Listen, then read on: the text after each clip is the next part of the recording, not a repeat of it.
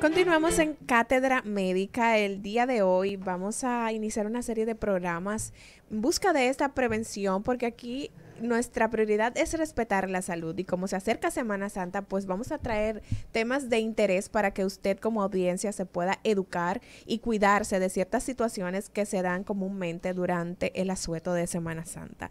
En el día de hoy, Lisania, sí, doctor, mira, adelante. Lisania, finalmente de mi parte, mira, Sí. nosotros vamos a comprometernos a hablar en esta semana sobre el tema de las intoxicaciones, por ejemplo, con alcohol. Sobre todo, Nelson, tú sabes que esto es muy habitual en épocas Semana Santa y en el fin de año, la adulteración del alcohol. De manera que también tenemos en agenda, a propósito de las intoxicaciones, tenemos también en agenda el tema de la intoxicación con alcohol. No solamente el alcohol bien procesado, sino el alcohol adulterado, que en esta época malandrines, gente sin respeto por la vida, pues empiezan, por la demanda aumenta, pues vamos a estar hablando sobre el peligro que la población se expone a consumir bebidas que están adulteradas, que no cuentan con los requerimientos de la industria para el consumo humano. Así es, así es. También tendremos mañana, doctora, la doctora Ana Núñez, quien vendrá a hablar sobre el cuidado de nuestra piel en esta época también de la exposición al sol, qué medidas tomar para Sí, no las dañar quemaduras nuestra por el piel. sol, ¿no? Así es, el Así día de es. mañana la tendremos por aquí. Y hoy nos acompaña la doctora Agnesi Jiménez, quien es médico internista, gastroenteróloga, tiene un máster también en gestión hospitalaria y hoy viene a hablar sobre intoxicaciones alimentarias en Semana Santa. Buenos días, doctora, gracias por acompañarnos. Buenos días, agradecida por la invitación en este importante programa, Cátedra Médica, y compartir en el día de hoy, el Día Mundial de la Salud, un día tan importante. Un tema de el día, ahora actualizado, sobre las intoxicaciones alimentarias y más en este asueto que se acerca de Semana Santa. De verdad, agradecida por la invitación. Muchísimas gracias a usted por aceptar. Bueno, nosotros vamos de entrada a abrir nuestras líneas, a recordar nuestras líneas de contacto para quienes nos escuchan puedan contactar con nosotros y contarnos cuáles son sus hábitos alimenticios regularmente para esta temporada, cómo se alteran, para que la doctora entonces pueda darle sus pautas de qué usted está haciendo mal, qué debe cambiar para evitar estas intoxicaciones. Los números de contacto son 809 682-9850, 809-682-9850 y la línea internacional 833-380-0062. 833-380-0062. Doctora, yo creo que lo propio es iniciar explicando qué son las intoxicaciones alimentarias, porque a lo mejor la gente escucha el término y piensa, bueno, me intoxiqué, fue porque me tomé algo, algún veneno, algo tóxico, pero que usted pueda explicar para que la gente entienda qué son las intoxicaciones alimentarias. Bien, una intoxicación alimentaria es aquella enfermedad, patología que se produce luego de la ingesta de un patógeno. Este puede ser un virus, una bacteria o alguna toxina que se produce por el mismo alimento, por su descomposición o por el metabolismo de uno de los patógenos que mencioné anteriormente. Este está asociado a mucho malestar, los pacientes se aquejan de esto, pero hay que diferenciar sobre lo que es una intoxicación alimentaria como tal y una simplemente cuando hay un problema de digestión o de comer en exceso, que sería otro tema muy parecido pero diferente. Vamos a escuchar qué dice la gente. Hola, buenos días, Cátedra Médica. Buenos días. Bueno, aparentemente este oyente tiene problemas con su audio. Vuelva a intentar conectar con nosotros. Doctora, usted mencionaba problemas de digestión. Una, una, una, Sí, una diga, pregunta. diga, doctor. ¿Cuál es el mecanismo por el cual se pueden contaminar los alimentos? Porque en sí, la más de las veces el alimento no tiene el patógeno, sino que se dan una serie de procesos que pueden llevar a el tema de la contaminación o que bacterias que pudieran estar, llamémoslo como dice el dominicano, dormidas ahí, comiencen a reproducirse y entonces posteriormente produzcan toda la sintomatología de una intoxicación. Sí, muy bien, doctor, gracias por la pregunta. Realmente el alimento puede cursar o puede ser el vehículo para que llegue uno de estos patógenos al organismo, pues este puede estar en buen estado y simplemente por una manipulación incorrecta, por el contacto con las manos, cuando no ha habido un lavado de mano correcto, con los utensilios que se utilizan, por ejemplo, las tablas de cortar, cuando se cortan vegetales crudos en la misma tabla de carnes sin una adecuada higienización, eso puede llevar a una contaminación de ese alimento. También, por ejemplo, en sí el mismo alimento por una descomposición, porque se mal refrigeró, porque duró mucho tiempo fuera, que son algunas de las medidas que vamos a tratar en el tema sobre cómo prevenir esto, porque realmente básicamente es por falta de higienización en alimentos crudos, que sirve como vehículo, y la descomposición en sí del alimento. Entonces eso hace que haya una proliferación bacteriana cuando permanece más del tiempo necesario, por ejemplo, más de 2 horas, un alimento fuera de la nevera que ya está cocido, cuando se descongela y vuelve a congelar, cuando se expone a altas temperaturas. Ejemplo, vamos al supermercado, compramos carne, salimos a la calle a hacer otras cosas, esa carne queda en el carro a una alta temperatura, mayor de 37 grados, vivimos en un país tropical muy caliente. Esas son algunas de las cosas que pueden conllevar a que se proliferen las toxinas o bacterias en ese mismo alimento. Wow, un dato muy importante acaba de dar usted, doctora. Existen algunos alimentos más propensos que otros para el tema de que se puedan contagiar. Sí, están las carnes, las aves, mariscos, pescados, carne de res, generalmente molida. Entonces también cuando no se llevan a una cocción adecuada, puede también proliferarse ahí algún patógeno que lleva al traste a estos. Vamos a escuchar qué dice la gente. Buenos días, Cátedra Médica. Bien, doctora, usted mencionaba cuando iniciaba con el tema de que intoxicación alimentaria y problemas de digestión son 2 cosas diferentes. Sí. ¿Cómo diferencio yo una cosa de la otra?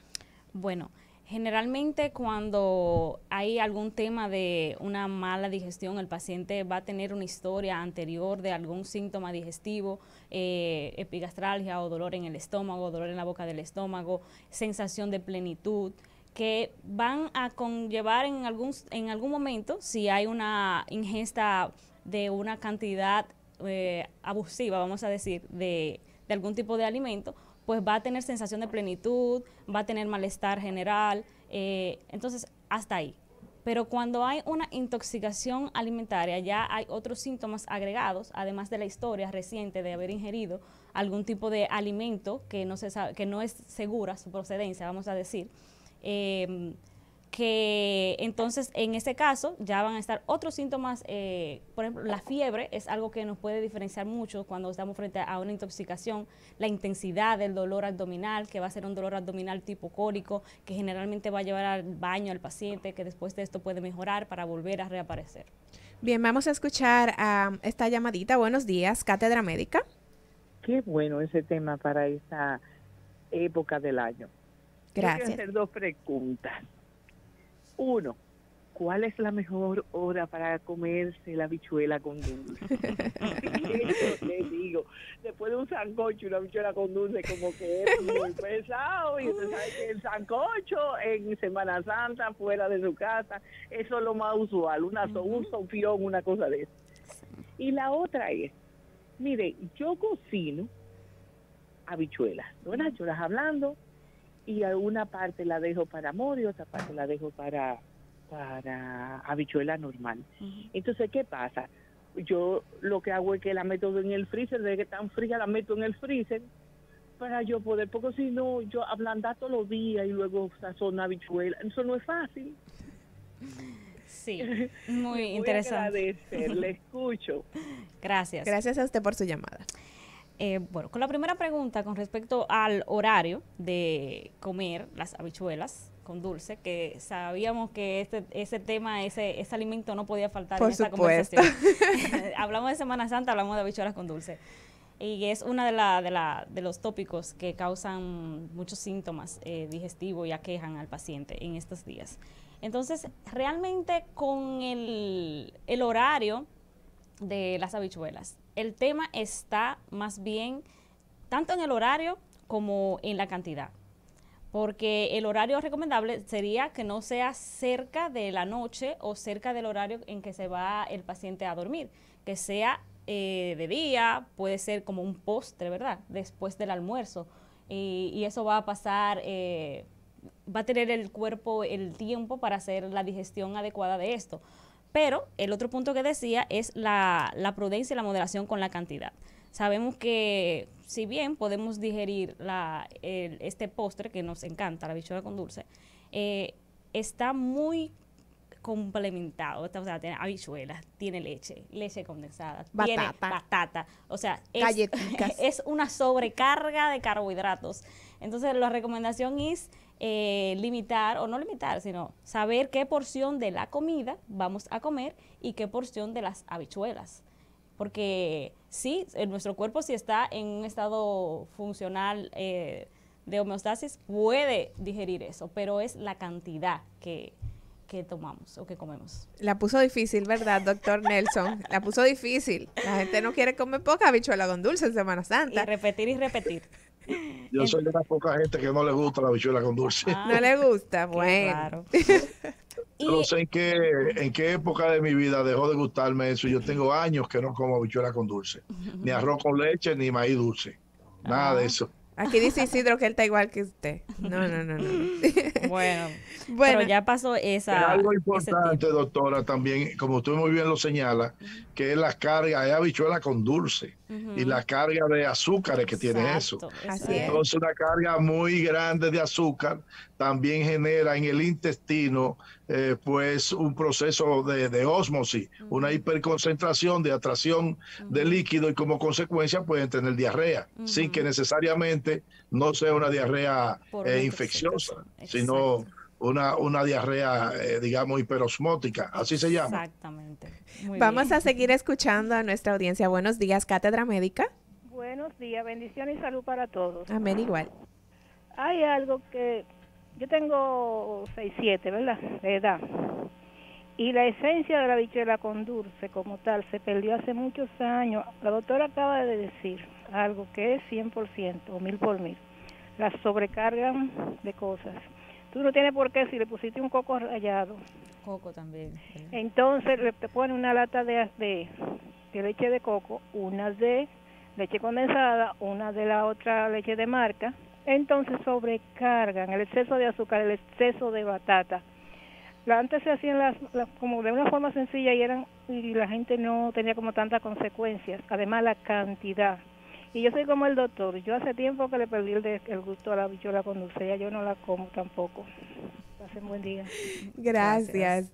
Doctor. Hay una parte de la pregunta que yo creo que es importante, que mencionaba la anterior participante, y era el tema de la refrigeración de las habichuelas. Ella cocina habichuelas para varios días, las ablanda, las deja que se enfríe, entiendo yo, y luego congela esa parte de la habichuela. Entonces yo entiendo que ella quería una explicación, porque esto no solamente con las habichuelas, sino que también ocurre con otro tipo de alimentos que se frizan. Entonces, me corregirá la doctora. Bueno, yo no sé si usted quiere darle respuesta. Sí, claro. Bueno, en ese punto, con respecto a la refrigeración de las habichuelas, es importante tener en cuenta que también son de las medidas que tenemos que tomar en cuenta a la hora de evitar una intoxicación alimentaria. Es la refrigeración. La recomendación es que si lo va a hacer, porque en verdad tenemos que facilitarnos la vida claro, porque no podemos todos los días en esto, pero si lo va a hacer, la recomendación es congelarla o refrigerarla en envases separados, para que al momento de descongelar, que se recomienda que no sea brusco ni al aire afuera, al aire ambiente, sino que se baje abajo al área de la nevera, y luego que esté en una consistencia que se pueda llevar a la cocción, pues llevarla. Lo que no se quiere o que se evita es descongelar para volver a congelar. Eso hace que se pueda crear un caldo de cultivo, un medio para la proliferación de toxinas. Wow, un dato de verdad muy No, importante, pues yo misma cometo ese error. Lisania, y eso no es solamente para habichuelas. Eso Sí, es para todo todos. tipo cualquier de alimentos así que es. se congele, que usted no puede descongelarlo todo, coger una parte y volver a congelar. Ese cambio de temperatura Sí. es un factor de riesgo para proliferación bacterianas. Un dato muy importante. Vamos a seguir escuchando qué dice la gente. Buenos días, Cátedra Médica. Buenos días. Esto no es de habichuela con dulce, pero Ok. sí con, usted está hablando de vitaminas, algo así. A ver, ¿para qué sirve una cosa llamada inmunocal? ¿Y qué es eso? Ok. Vamos a escuchar a este otro oyente. Buenos días, Cátedra Médica. Buenos días, habla Osiris Beltré desde el municipio Puñal. Tengo una pregunta que siempre me ha tenido intrigado. Hay personas que no toman agua fría después que comen. Y alguien me explicó a mí que era por si acaso tú comías algo grasoso, caliente, entonces tomaba el agua fría, se te congelaba como la grasa. Y no sé, que me dé una orientación, por favor, acerca de eso. Muchas gracias. Adelante, doctora. Sí, con respecto a la temperatura del líquido, o sea, agua, jugo, que se ingiere, la recomendación es que sea lo más próximo a la temperatura ambiente. Todos los excesos no hacen daño, pero para tener una mejor digestión, pues sí, lo más recomendable es que el agua que ingerimos sea a temperatura ambiente. Bien, doctora, continuando con el tema de intoxicaciones alimentarias, usted mencionaba hace un rato de que una de las Perdón, el inmunocal. el inmunocal. Bueno, esto realmente se ha comercializado como un ayudante o coayudante para mejorar el sistema inmunológico. Fue muy famoso, vamos a decir, muy de uso durante la pandemia. Las personas lo ingerían en busca de mejorar su sistema inmunológico. No existen evidencias científicas como tal que lo aprueben, revisiones, estudios como tal, pero podría hacer algo. También, o sea, pero igual lo que se recomienda es tener un estilo de vida saludable, alimentación, realizar ejercicios para tener ese sistema inmune trabajando al 100%. Si nosotros tenemos este estilo de vida y no hay ninguna otra comorbilidad, no deberíamos de necesitar ese tipo de suplementos. Bien. Continuando con el tema, doctora, usted mencionaba que una manera de diferenciar entre si estoy teniendo un problema de digestión o una intoxicación alimentaria puede ser la aparición de fiebre. ¿Qué otros síntomas puede tener un paciente, manifestaciones clínicas que puede tener cuando está intoxicado por una mala alimentación? Sí. Los síntomas cuando hay una intoxicación alimentaria pueden iniciar, dependiendo de qué patógeno esté involucrado, en diferente tiempo, por ejemplo, en diferente a 12, 48 horas, un día, 2 días. Generalmente presenta hasta en las primeras horas, 12 horas. Estos van a presentar náuseas, vómitos incoercibles que no permiten la hidratación del paciente, diarrea que puede ser verdosa, amarilla, con moco o incluso con sangre, dolor abdominal, tipo cólico y la fiebre. Bien, sangre usted menciona, doctora. Sí. ¿Por qué puede producirse un sangrado? Sí, por ejemplo, hay bacterias, la Shigella, que es una de las que generalmente en muchos casos causa la intoxicación alimentaria cuando llega a afección colónica que invade la mucosa. Puede presentar el paciente rectorragia, el paciente va a ver la presencia de sangre en las heces, y esto es una intoxicación alimentaria. También algún tipo de parásito que también se describen dentro de las intoxicaciones alimentarias, como la conocida ameba. Puede cursar con un cuadro de colitis amebiana y una disentería. Se conoce como disentería y es la presencia de diarrea con sangre también. Bien. ¿Y qué tiempo puede durar una persona, doctora, con estos síntomas, con una intoxicación alimentaria? ¿Es algo que pasa rápido o la gente puede durar varias semanas? Si el paciente tiene un sistema inmunológico competente, realmente debería de cursar en 1 a 3 días, cuando ya hay una presencia de síntomas y signos que avalen la presencia de la intoxicación. Pero también cabe destacar otro tema, que es que la mayoría vamos a estar expuestos a patógenos en cualquier alimento y nuestro organismo va a tener la capacidad de erradicarlo, de eliminarlo y ni siquiera nos vamos a dar cuenta. Bien, ¿y las consecuencias o peligros que pueden tener estas intoxicaciones en nuestro organismo? Sí, con respecto a las consecuencias, en la mayoría, como dije, ya puede el mismo organismo eliminarlo, pero cuando esto no sucede, puede llevar al paciente a deshidratación. Esto cuando no se puede suplir la cantidad de líquido que se está perdiendo, sea por vómitos o sea por diarrea. Entonces, aquí el paciente va a tener deshidratación, que va a ir de leve a moderada y severa, que si no hay una intervención, si el paciente no acuda a buscar una consulta o acudir a una emergencia, que si necesita rehidratación endovenosa, no lo hace, esto va a llevar a una deshidratación severa que provoca un shock hipovolémico y ya el paciente puede incluso hasta fallecer. Wow. De ahí viene una pregunta, porque sí, nosotros conocemos que la mayoría y la gente pues así pues lo conoce, de que la mayoría de las intoxicaciones alimentarias son autolimitadas, es decir que el propio organismo pues termina controlándola y curándose el paciente. Sí. Si tiene, como usted decía, inmunocompetencia, es decir, si es una persona saludable. Pero existen, además de la inmunocompetencia, algunas otras personas que tienen mayor riesgo de complicarse, por un lado, ¿cuáles serían estas? Y en segundo lugar, ¿en qué circunstancia una persona que tenga presumiblemente una intoxicación alimentaria debe ir al médico? Bien, interesante pregunta. Con respecto a cuáles son los grupos de personas que son más susceptibles o que pueden llevar a presentar una enfermedad, una intoxicación alimentaria en una etapa más agravada, con mayor comorbilidad, están 3 grupos etarios o grupos también. Son los niños, la edad inferior a menor de 5 años, niños y bebés. Están la adulto mayor, mayores de, no voy a decir número para que no, adultos mayores, las embarazadas también por su idiosincrasia, por el proceso por el que están cursando, son también más susceptibles y pueden presentar esta enfermedad de una forma más agravada.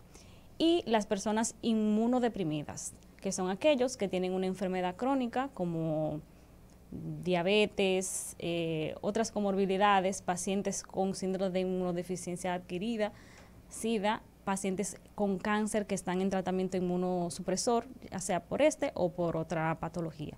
Estos pacientes van a tener mayor riesgo de cursar con una complicación de estas. A la segunda pregunta que realizó el doctor con respecto a cuándo acudir al médico. Dije anteriormente los síntomas que puede presentar. Entonces, esto cuando persisten, por ejemplo, los vómitos incoercibles, que el paciente no puede retener lo que ingiere, líquidos, diarreas mayor de 3 días, también es motivo para acudir a una evaluación.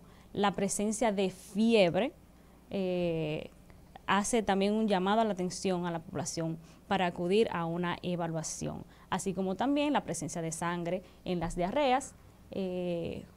Entonces, cuando el paciente presenta ya un cuadro persistente que no mejora o que no se puede hidratar en su casa, pues debe de acudir a la emergencia.